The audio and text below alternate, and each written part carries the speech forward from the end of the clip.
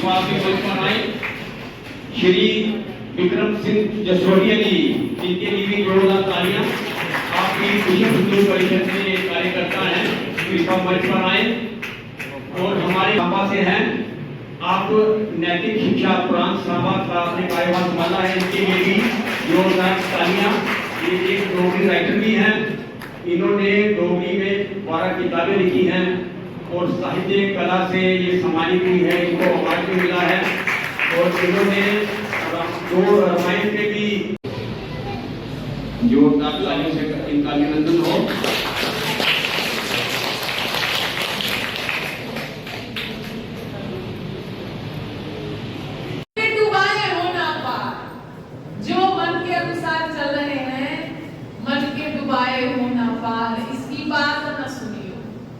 इसलिए कहा गया सब काम धर्मानुसार अर्थात सत्य और असत्य को विचार करके करने चाहिए।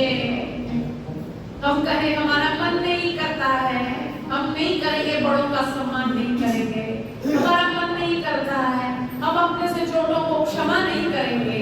अगर व्यवहार कुशल ना हुए तो फिर जीवन पार कैसे करेंगे? मन के डुबाए हो ना पार, जिसको मन डुबा देता है वो नहीं पार होता है। इसलिए हर कार्य जो है वो धर्मानुसार सोच विचार कर करने का हमको सिद्धांत सिखाया गया और ये सिद्धांत हमको आर्य समाज में समझने और सीखने को मिलता है। तो इसलिए अपने मन को साधते हुए, अपने मन को समझाते हुए, अपने मन को टिकाते हुए आइए आज के सुंदर सत्र में हम लोग प्रवेश करें। ये अमृत कथा जिसका कभी नाश नहीं होगा, होता ही नहीं है। कृपया सारे अपने फोन वाइब्रेट पे कीजिए रहे, ये कहने का विषय नहीं है। माँ जी का फोन वाइब्रेट पे कर दो, फिर बाद में वो भी कर देना, साउंड में भी कर देना और वो भूल जाएंगे। नजमातानि कर्माणि निबंधनन्ति धनंजया उदासीन वदासीन वसक्तम देशो कर्मसु।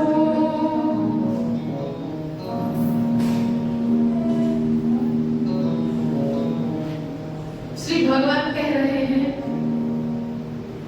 कि अर्जुन,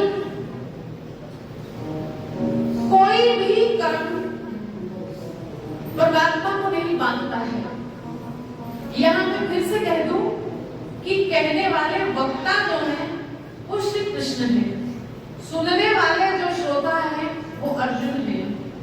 लेकिन भगवान जब परमात्मा की बात करते हैं कि परमात्मा को नहीं बांधता है, तो उसका मतलब ये है कि वो परमात्मा वो जो सब तरफ है, सब और व्यापक है, सब और विद्यमान है, जो सर्व अंतर्यामी है, सर्वेश्वर है, वो परमात्मा।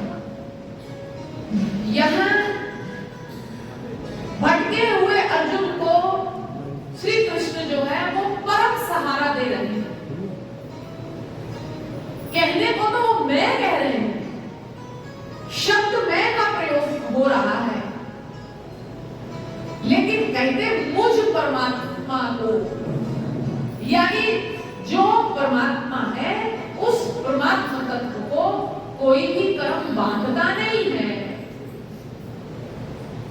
जैसे जो तथाकथित धार्मिक है, जिनका विश्वास है नहीं और श्रद्धा भी लगभग जिनमें नहीं है, ऐसे जब कहीं किसी मंदिर में जाते हैं या कहीं किसी धर्म स्थल पे जाते हैं तो फिर वो मन्नतें मांगते हैं। वो 40 दिन जाएंगे कि ये हमारा हो जाए तो हम ऐसा करेंगे, ये हमारा हो जाए तो हम ऐसा करेंगे। अपने मन में ऐसा मन्नत मांग के कुछ ना कुछ करते हैं और बार बार भगवान के विग्रह के आगे जा जाके ये कर दो, मैं ये कर दूंगा, आप ये कर दो, मैं ये कर दूं, आप ये कर दो, मैं ये कर दूं। और कभी तो कहा हुआ पूरा हो जाता है, तब तो नाचेंगे, गाएंगे, मौज करेंगे कि हमने जो कहा वो पूरा हो गया, देवता ने वो पूरा कर दिया। और अगर कहीं पूरा ना हो, अगर कहीं पूरा ना हो, तब भी दोष अपने कर्म में नहीं, तब भी फिर दोष भगवान में, कि हमने भगवान को कहा था 40 दिन में ये कर दे, हम तेरे लिए ये करेंगे, भगवान ने किया ही। ये तो झूठ है जी, जो सब कहा सिखाया जा रहा है झूठ है जी, ऐसा तो होता नहीं है। हमको कहा, हमने पढ़ा, वहां लिखा है, हमने किया, तो होता नहीं है। ये तो गलत है।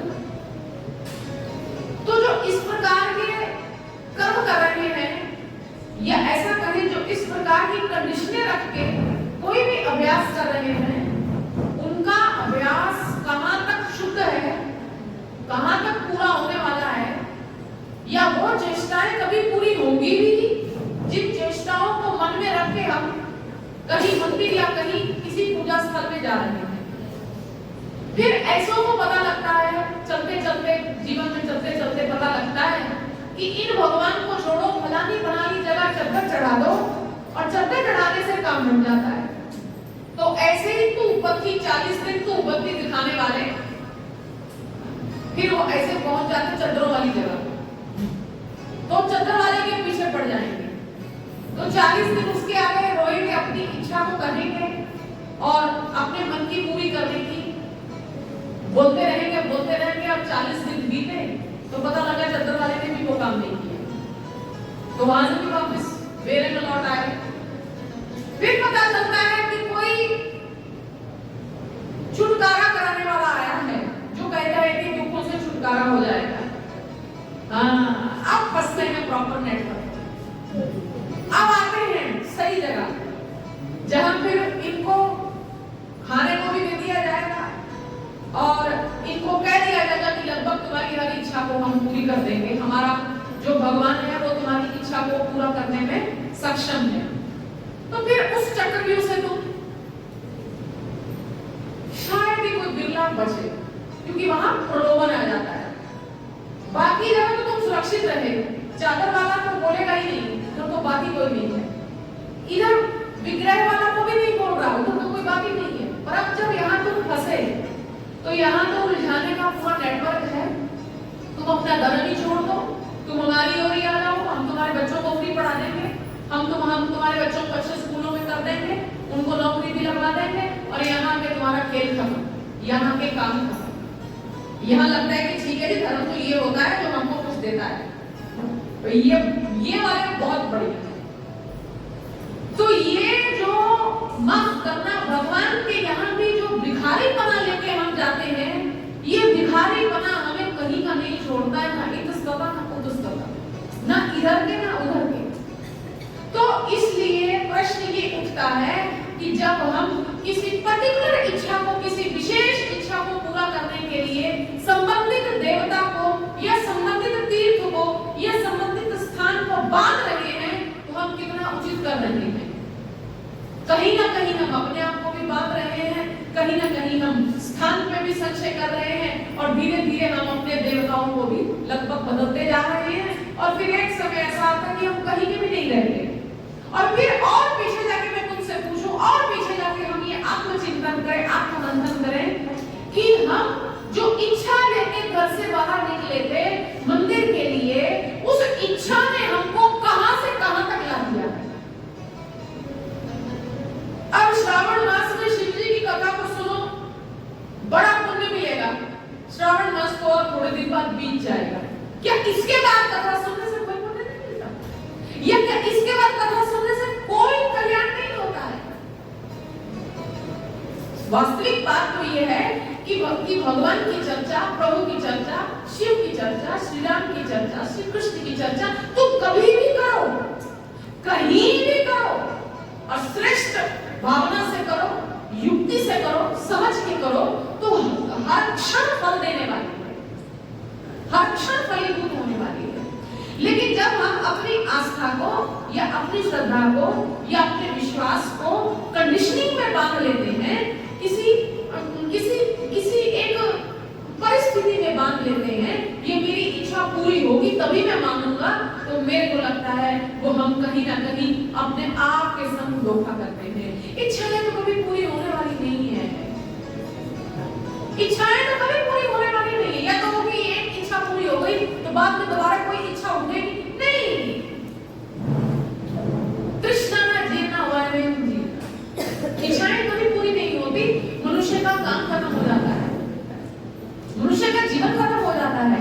तो जो भी भजन, जो भी भगवान को याद करने का हमारा एक ढंग बना हुआ है कि हम अगर हम मुश्किल में हैं तभी हम दिया जलाएंगे, अगर हम मुश्किल में हैं तभी हम आहुति डालेंगे, अगर हमको कोई